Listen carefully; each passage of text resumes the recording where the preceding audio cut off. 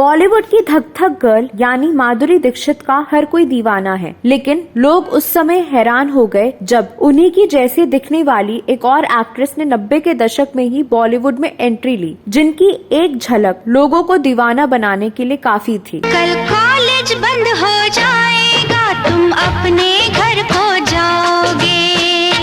अपनी पहली ही फिल्म की रिलीज के बाद वह रातों रात पॉपुलर हो गई थी और उन्हें माधुरी दीक्षित की हम शक्ल कहा जाने लगा था। हम लाख छुपाए प्यार मगर दुनिया को पता चल जाएगा। लेकिन क्या आपको पता है कि उनकी यही खासियत उनकी कमजोरी बन गई और वह अचानक फिल्मी पर्दे से रातों रात गायब हो गयी।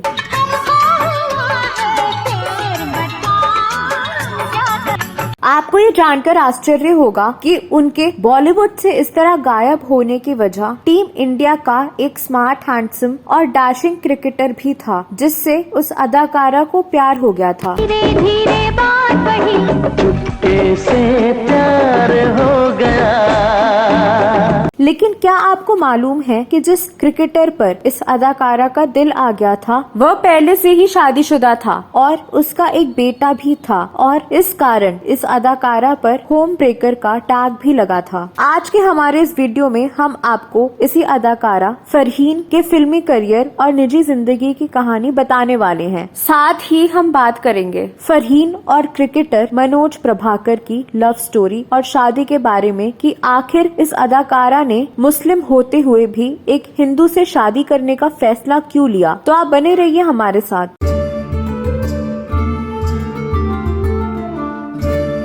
दोस्तों, फरहीन का जन्म 1972 में चेन्नई के एक तमिल मुस्लिम परिवार में हुआ। उन्होंने साल 1992 में आई जान तेरे नाम फिल्म से बॉलीवुड में अपना डेब्यू किया। हम लाख छुपाए प्यार मगर दुनिया को पता चल जाएगा। न सिर्फ ये फिल्म बल्कि इसके गाने भी सुपरहिट हुए थे। कल कॉलेज बंद हो जाएगा, तुम अपने घर को जाओगे।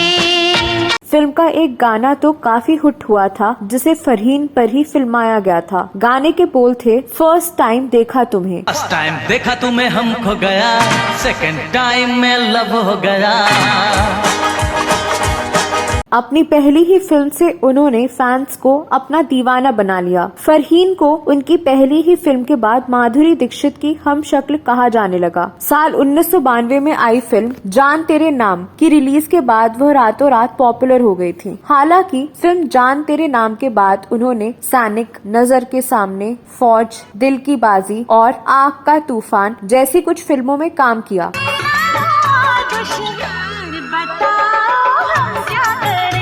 उन्होंने अपने करियर में अक्षय कुमार, रौनित राय जैसे टॉप स्टार्स के साथ काम किया है। उन्होंने अक्षय कुमार की हीरोइन के साथ साथ उनकी बहन का रोल भी निभाया है। धीरे बात बढ़ी, चुपके से प्यार हो गया।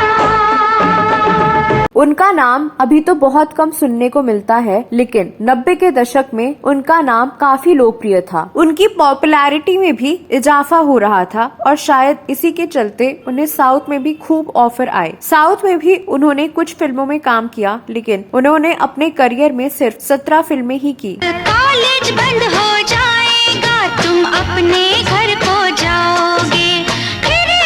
फरहीन जिस तेजी के साथ बॉलीवुड जगत में छाई, उतनी ही तेजी से वह गायब भी हो गई। फरहीन के बॉलीवुड से इस तरह गायब होने की वजह टीम इंडिया का एक स्मार्ट, हैंडसम और डैशिंग क्रिकेटर था। 1992 में फिल्मों में डेब्यू के 2 साल बाद ही फरहीन की मुलाकात क्रिकेटर मनोज प्रभाकर से हुई और दोनों में दोस्ती हो गई और ये दोस्ती प्यार में बदल गई। जब वह मनोज प्रभाकर से मिली तो उनकी उम्र मात्र 21 साल की थी, जबकि मनोज उनसे 10 साल बड़े थे। यही नहीं, मनोज पहले से शादीशुदा भी थे और उनका एक बेटा भी था। लेकिन मनोज प्रभाकर की जिंदगी में आते ही उन्होंने अपने करियर को सीरियसली लेना बंद कर दिया था। आपको बता दें कि ये वही मनोज हैं जिन्होंने 1999 में कपिल देव पर मैच फिक्सिंग का आरोप लगाया था। अपनी लाइफ में फरहीन के आने के बाद मनोज ने अपनी पहली पत्नी संध्या और बेटे रोहन का साथ छोड़ दिया। इसके कारण फरहीन पर उनका उनका घर तोड़ने का भी आरोप लगा। लेकिन मनोज प्रभाकर हिंदू थे और पहले से ही शादीशुदा थे, इसलिए उनकी और फरहीन की शादी में बहुत दिक्कतें आ रही थी। फिर भी